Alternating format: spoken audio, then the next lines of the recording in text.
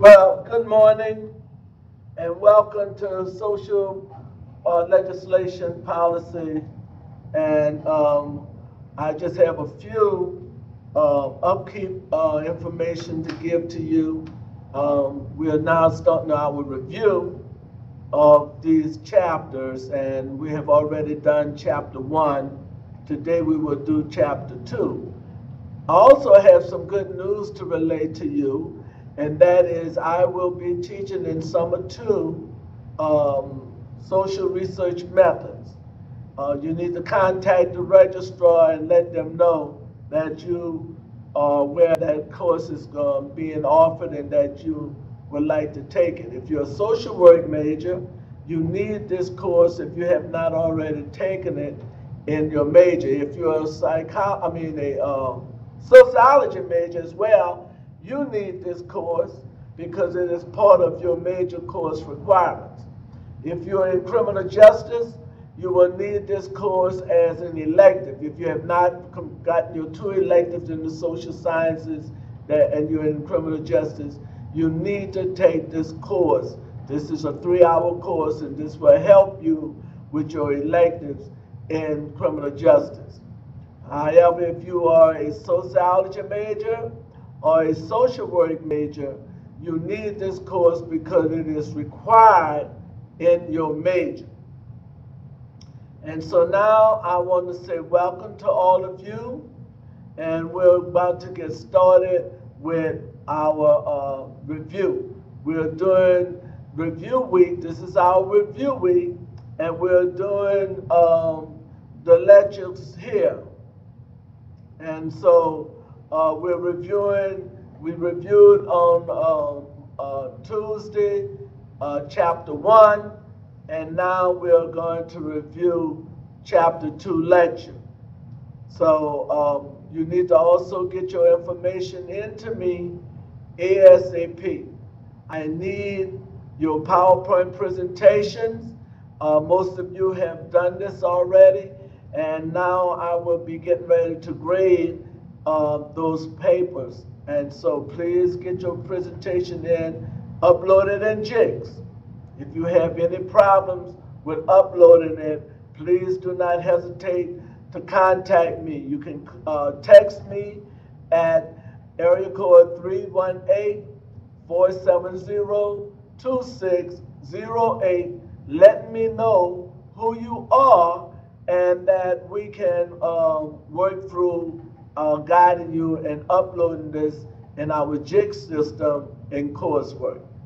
Now, you may also email me at rmcdonald@texascollege.edu, and be sure and identify what you are talking about and the course that you are talking about, and of course your name. With that being said, we shall begin our lecture at this time, and we're going to start with chapter 2, which is articulating the 4 rationales for participating in policy advocacy. This is chapter 2. This is our lecture from chapter 2, and we're reviewing. So, the 4 reasons why social workers should engage in policy reform. Number 1, to promote the values that lie at the heart of social work and that are included in the profession's code of ethics, such as social justice, fairness, self-determination, and confidentiality. Number 2, to promote the well-being of clients, consumers, and citizens by shaping the human services system to conform to the latest findings of social science and medical research.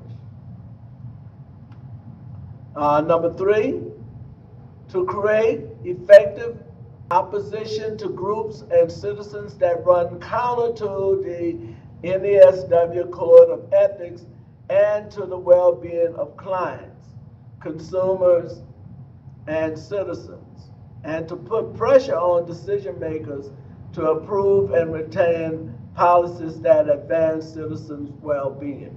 Notice at the top it says NASW. That's the acronym for the National Association of Social Workers, of which I am a member. Number 4, to change the composition of government so that legislators and decision makers are more likely to advance such values as fairness and social justice and promote the well-being of citizens. Let's look at the ethical rationale.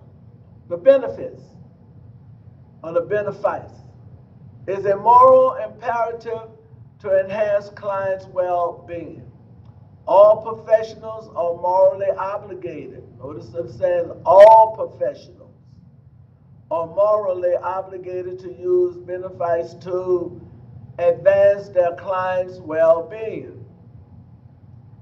This is a clear mandate for social workers in direct practice and also for policy practice. Policy-sensitive practice. The first moral obligation, conducting direct practice while being aware that the client or the patient may also confront negative policy-related consequences, requires professionals to take into account their clients' economic and social realities, many of which derive from social policies. Policy-sensitive practice recognizes that some problems reflect situational and environmental pressures rather than deep-seated characteristics. Some apparent problems are pathologies or functional adaptations to oppressive realities. Survival skills are as important to people who have been excluded from the mainstream as intrapsychic interventions. Some persons need help to overcome feelings of inferiority from exposure to oppressive ideology and institutions. Some people need help to become more assertive. Empowerment, which is learning skills that will help counter oppressive realities, is often as important as intrapsychic interventions. Policy-related services. The second moral obligation, to provide brokerage, liaison, and case advocate services for specific clients. And I've already given the definition on brokerage, which means it links the clients with the services that it needs. And that is one of the roles of a social worker. They are a brokerage. Policy-related services include brokerage, I'm saying it again, which is negotiating service arrangements between clients and family members or institutions, such as schools, welfare departments, and clinics. Liaison, connecting persons to other persons, networks, or institutions. That's what the brokerage part of the social worker includes. Case advocacy, being personal advocates for clients or empowering clients to become their own advocates. You train them to advocate for themselves. Professionals who do not engage in policy-sensitive and policy-related activities are morally deficient. Social workers are even more morally deficient than other professionals if they do not engage in policy-sensitive and policy-related practice, because they occupy a unique position in the human service system. This is why most human service systems prefer hiring social workers or people who have majored or minored in social work, because they know that these individuals have an understanding of what policy-sensitive and policy-related practices contain and what it's about. So the benefice takes on a broader meaning for social workers than for other professionals because of the profession's unusual nature. Many social work clients are trying to negotiate relationships not just with individuals, but with institutions. Benefice cannot easily be conceived of in narrow terms. Consider someone who has been disabled in a car accident. He or she will need assistance in what? Renewing his or her family life, obtaining disability benefits, seeking employment, surmounting prejudice against people with disabilities, resolving emotional trauma. He or she may also face inadequate disability benefits, denial of those benefits by punitive bureaucrats, lack of governmental enforcement of the rights of people with disabilities, and they may also face inadequate homemaker aids during recovery. No matter how skilled professionals are, they cannot help improve their clients' well-being without addressing the client's dysfunctional relations with their environment. Nor can social workers improve clients' well-being if the clients are continually exposed to oppressive relationships in their families, communities, or jobs. Ethical social workers also need to empower clients by teaching them skills to help them confront barriers, find resources, and manage their own cases. So let's look toward policy advocacy.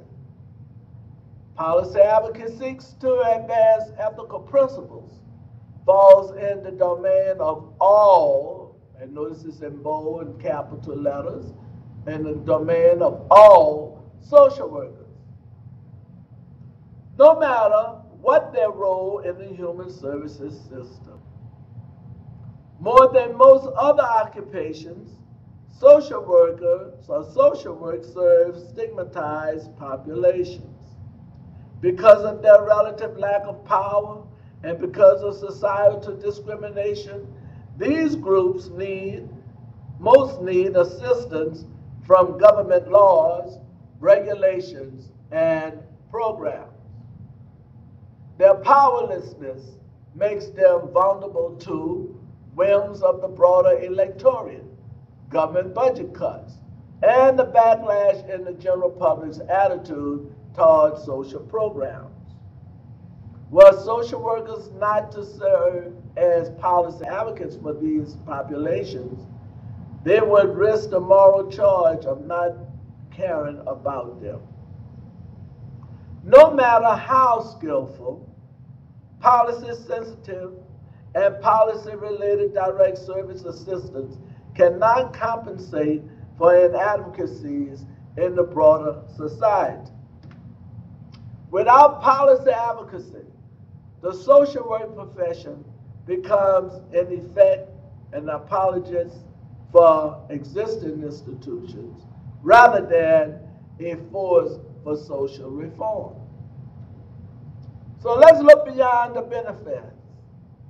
We can also justify policy advocacy from the vantage point of social justice, because we find inequalities in society morally objectable. So here are the varieties of inequality.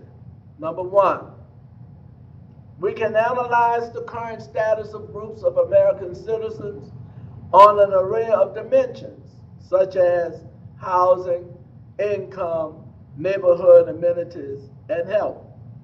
Number two, we can analyze disparities in current status between Pacific populations and the mainstream population.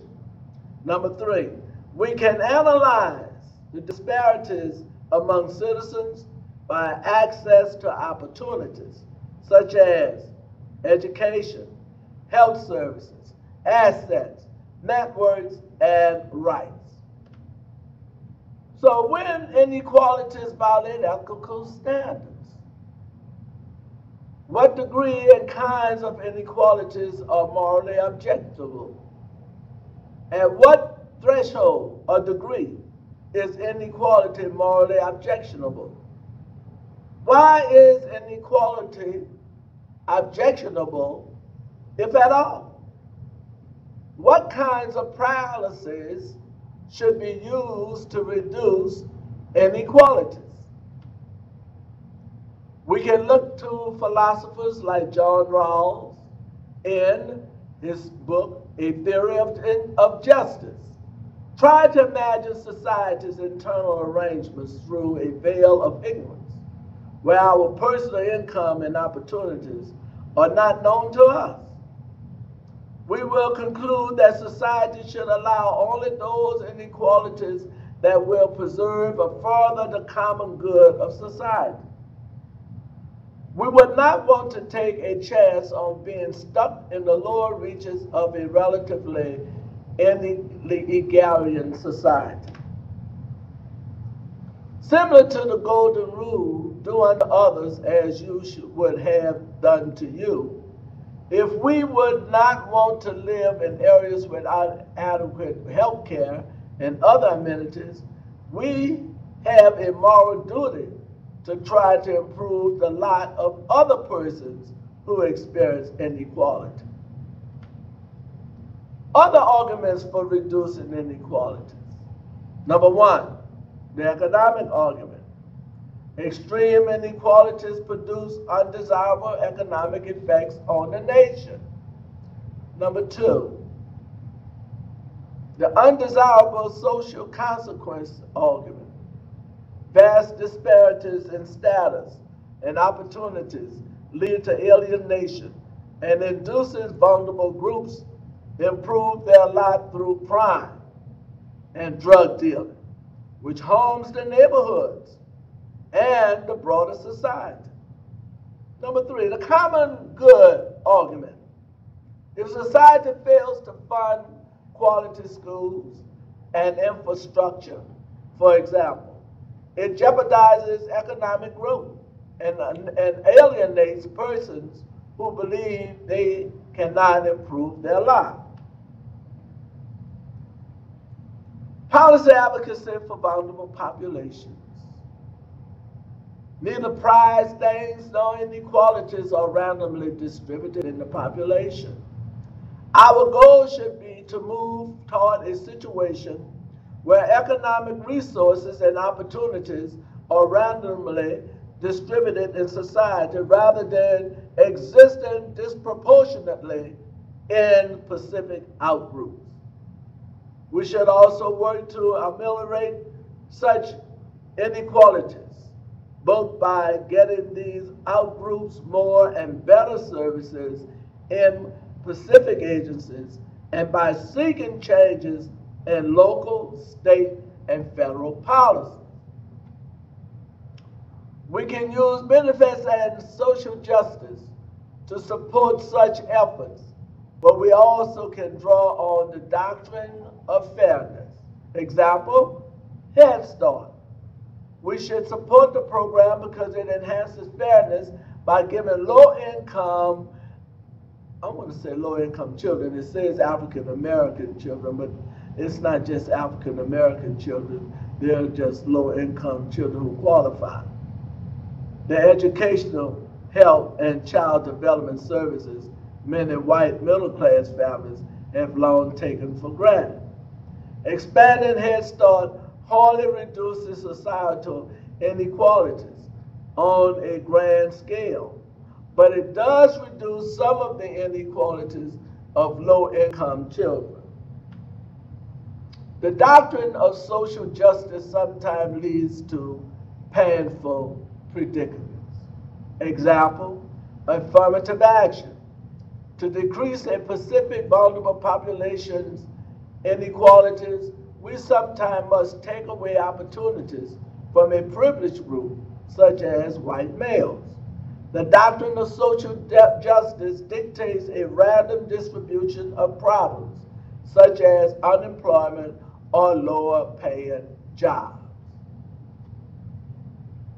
Other ethical principles in policy advocacy: autonomy, the right to make critical decisions about one's own destiny; freedom, the right to hold and express personal opinions and to take personal action; preservation of life, the right to continue existence; honesty, the right to correct and accurate information; confidentiality, the right to privacy; equality, the right of individuals to receive the same services, resources, or opportunities as other people; due process, the right to procedural safeguards when accused of crimes or when benefits or rights are withdrawn; societal or collective rights, the right of society to maintain and improve itself by safeguarding the public health and safety. Deontology, moral reasoning that relies on various ethical principles such as fairness and social justice. All of the ethical arguments we have discussed so far are deontologies. Utilitarian, analyze the likely outcomes or consequences of specific choices and choose the option that has the best outcome. Evidence-based practice is utilitarian. Utilitarians criticize reliance on ethical principles on the grounds that people often differ on the definitions or weighing of principles, or because the principles sometimes conflict. So, first principle, atheists. Example, these are the deontologists. Criticize utilitarians because good data about the effects of specific proposed policies are often lacking or they are in conflict. Both utilitarians and first principle emphasis are in turn criticized by relevationists, who contend that most people make ethical choices not through an extended process of reasoning, but through norms they derive from their own culture. Some relativists also contend that ethical choices are often shaped by self-interest. All choices based on self-interest morally flawed? Are choices based on self-interest morally flawed? Moral people often couple their personal interests with ethical choices. Example, social workers who support expanded funding for mental health programs. While they take this position partly to advance the well-being of persons with mental conditions, they also realize that enhanced funding would provide employment for more social workers. Relativists are criticized by other ethicists. Without any first-order principle or consideration for consequences, the ethical choices would have no basis. So let's look toward an elastic approach to ethical reason. We should consider the principles that have a wide following, whether derived from a reasoning process or from religious sources. We should examine the likely consequences of specific choices, as suggested by the utilitarians. We should realize that cultural norms, as well as self-interest, shape ethical choices, as argued by the relativists.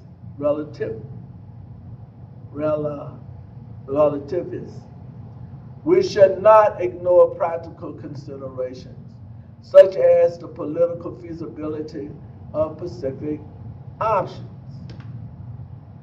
Ideology and ethical reasoning. Let's look at this. Affiliation with an ideology is an ethical choice. It's a choice because one has to decide which value or values to emphasize.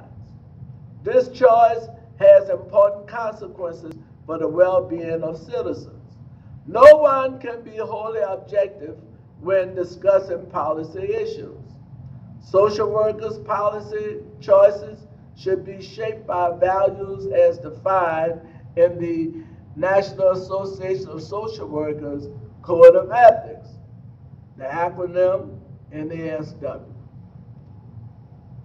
Conservatism. First principle, liberty. Maximize the wealth and status of individual citizens and corporations. Tax them relatively lightly. That's conservatism. Also, conservatives believe in issues relative to few regulations that circumscribe actions of corporations. Develops a relatively weak set of governments at local, state, and federal levels by limiting them to housekeeping functions. Believe that private markets, if left alone, would take care of the economic affairs of the nation in an acceptable manner. That's conservatism. And you will hear a lot of individuals saying that they are a conservative. So that is their ideology. And further, their ideology for the conservatism or the conservatives are acceptance of this ideology is a vote for maximizing the interests of individuals and corporations as they would exist in an unregulated society with minimal government intrusion.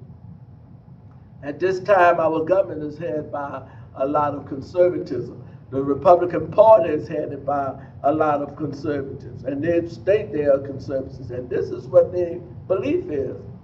This is their ideology. The key ethical problem is that its tenets often leads to policies that disproportionately assist affluent persons while giving less or no help to less affluent persons. Conservatives also believe it often denies the use of many of the distributive and quality-enhancing tools used by government. Now let's look at liberalism. And of course, they claim that the Democratic Party at this time is run by liberals. So this is the view of the liberalism ideology. More likely to accept a significant role for government. However, risks other ethical problems.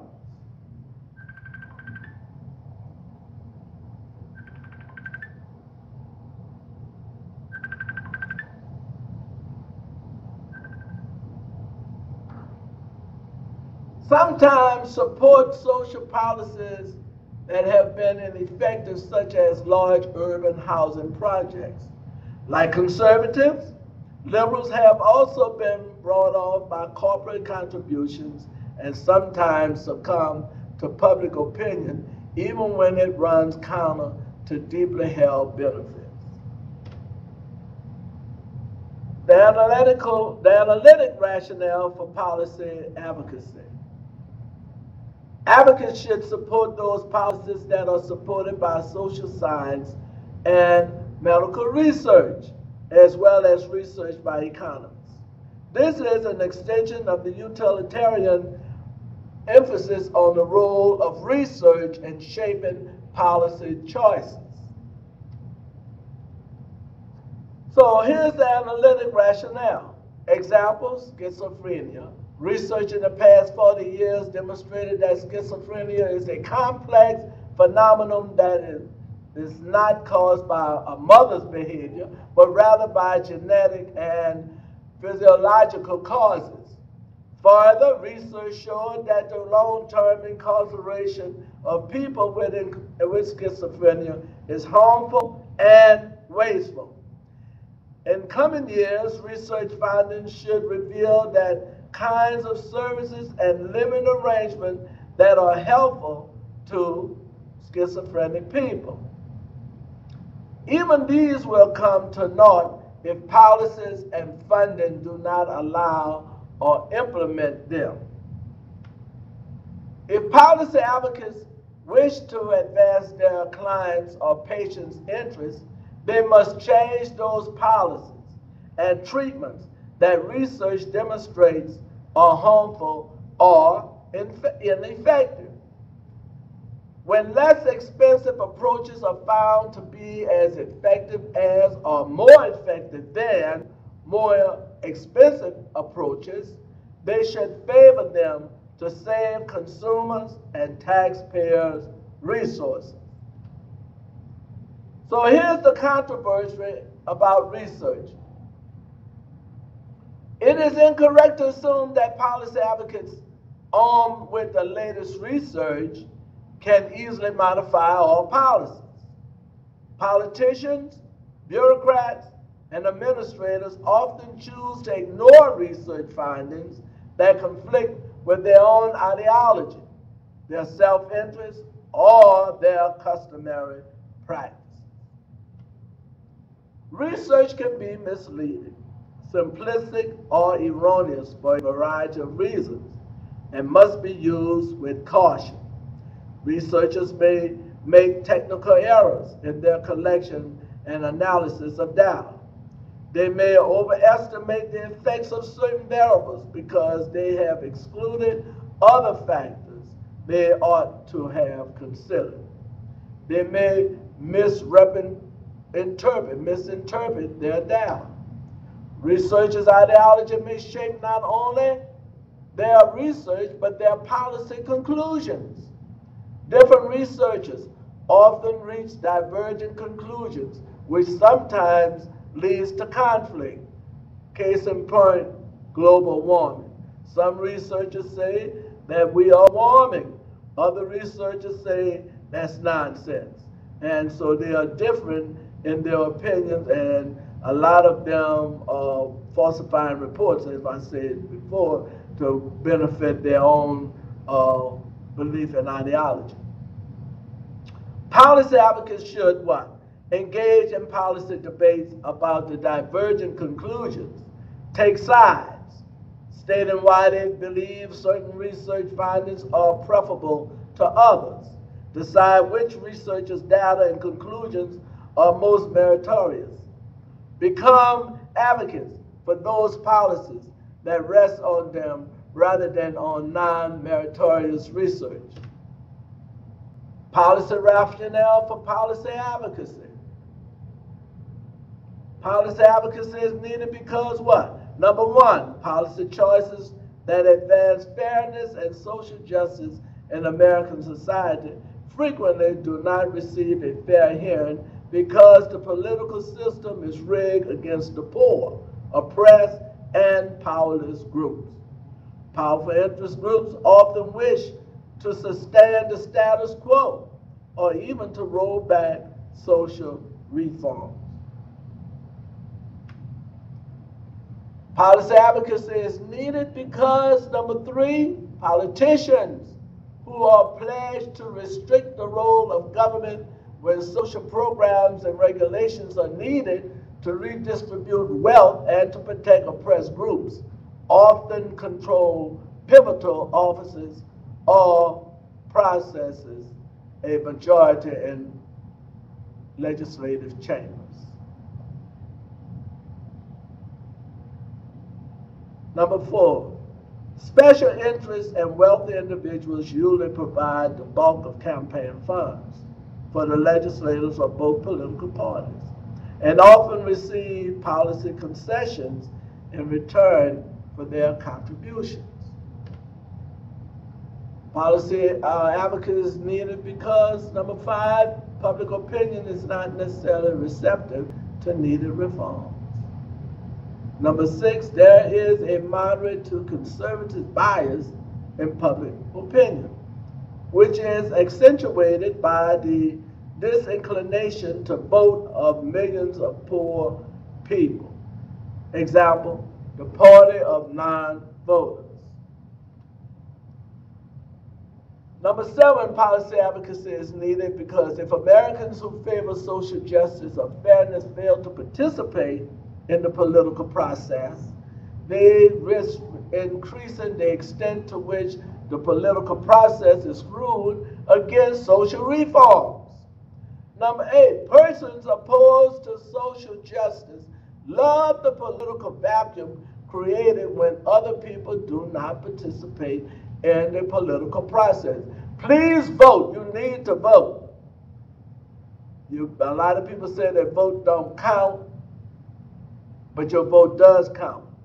It counts against you if you don't vote. And the other person who votes gets the right. Non-participation is a vote. There it is. Number 9. Non-participation is a vote for the values of those who do participate. So, social workers need to engage in policy practice precisely because they often bring distinctive viewpoints into the policy-making process. Social workers emphasize cooperativeness rather than competitiveness. Social workers are more likely to identify with the underdogs, the downtrodden, and the oppressed. So, electoral rationale for policy advocacy. We won't gain support for the measures that we favor if sympathetic legislators aren't included in the legislative bodies. The electoral rationale. Political party that obtains a majority of the members of a legislative body has extraordinary advantage in shaping legislation. Example, our federal government at this time. Our Senate is controlled by whom? The Republicans. Our House of Representatives is controlled by whom? The Republicans. And in the executive branch, our president is who? A conservative Republican. And all the Republicans came, that's in the majority, that they are what? Conservative. So they get the majority of the votes. They control the chairs of the legislative committees. They determine what bills are given serious attention. The political party that wins head of government positions, like mayoralties, governorships, and presidencies, also has a huge advantage over other parties. Example, our president, a conservative Republican. This is what he has a right to do. They appoint the heads and top staff of key agencies, allowing them to shape how Pacific programs are implemented. They can use the media more easily than other politicians to publicize policies that they favor and to attack opponent policies. And our president is now attacking who? The Democrats, because they are his opponents, or the opponents to the Republican Party. Presidents and governors appoint many of the nation's judges, which allows them to have major influence over controversial court decisions. Right now we are discussing illegal immigration at the border, and the president wants to build a wall. God bless his heart. Majority parties and legislators control how boundaries of political districts are established, so-called apportionment. And they had a big, if you follow the news, they just condemned one state that was trying to reapportion the district, the political districts where they could all get elected, and it wasn't going to be fair. So allowing them to gain seats, allowing them to gain seats for themselves by drawing lines in ways that give them an advantage in certain districts. Social workers need to participate in political campaigns. Why? To gain passage of propositions that further social justice while working to defeat ones that do not. Electoral politics is not unethical or anti-ethical to professionalism. If persons who are committed to social justice and fairness do not use power, they simply concede to persons who are not committed to these values. And so that ends our presentation and review of chapter 2. Please read your book, Google what it talks about conservatism and rationalism and liberalism, and you will see exactly what is going on in our country today. Thank you so very much, and I will see you next week. Thank you, Dr. Ali. This is my, come here, Dr. Ali. This is my division chair and my colleague, and he helps me with a lot of things. So we thank you, and God bless. I will see you on Monday. We will continue with chapter 3 review. Yeah, there's a camera usually here in the corner. I know. Yeah. Doc, how many chapters you finished so far? I finished 7. I finished 10, and I'm not going to go anymore. Well, we'll see when I went off into the, let me stop.